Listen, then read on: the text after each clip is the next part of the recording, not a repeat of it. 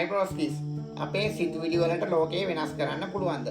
9/11 ප්‍රහාරය ගැන ඔයගොල්ලෝ දන්නව ඇතිනේ. 9/11 ප්‍රහාරය කියන්නේ ඇමරිකාවේ ලෝක වෙළඳ මධ්‍යස්ථානයට ගුවන් යානා යොදා ගනිමින් සිදු කළ ප්‍රහාරයට.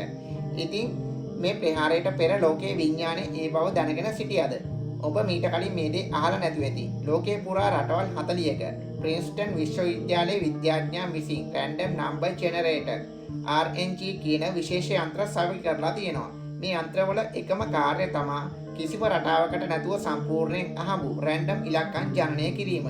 හරියටම දවස් 30ෙම දාදු කැටයක් උඩ දානවා වගේ. නමුත් අභිරහස පටන් ගන්න මෙන්න මෙතනින්. 2001 සැප්තැම්බර් 11 වෙනිදා තමයි ලෝකෙම කම්පා කරවපු 9/11 ත්‍රස්ත ප්‍රහාරය සිදුවන්නේ.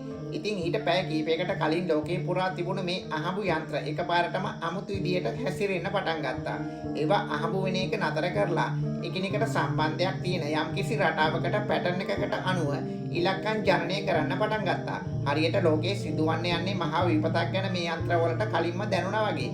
මේක 9/11 දවස් විතරක් නෙමෙයි 2004 සුනාමිය වගේ ලෝකයේ මිනිස්සු එකම වෙලාවේ එකම දෙයකට දැඩිව අවධානය යොමු කරපු කම්පණය වුණු හැම මොහොතකම මේ RNG යන්ත්‍රවල හැසිරීම වෙනස් වෙලා තියෙනවා.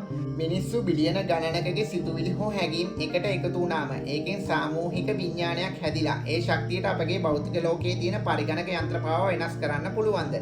අපි හැමෝගෙම සිතුවිලි එකට බැඳිලා තියෙනවද? ලෝක විනාශයක් වෙන්න කලින් අපේ යටිහිතේ ඒක දන්නවද? මේ ගෝලීය විඥානය ගැන ඔයාට මොකක්ද හිතෙන්නේ? මේක ඇත්තක් වෙන්න පුළුවන්ද? ඔයාගේ අදහස යටින් කමෙන්ට් කරන්න. See you. ෆලෝ කරන්න.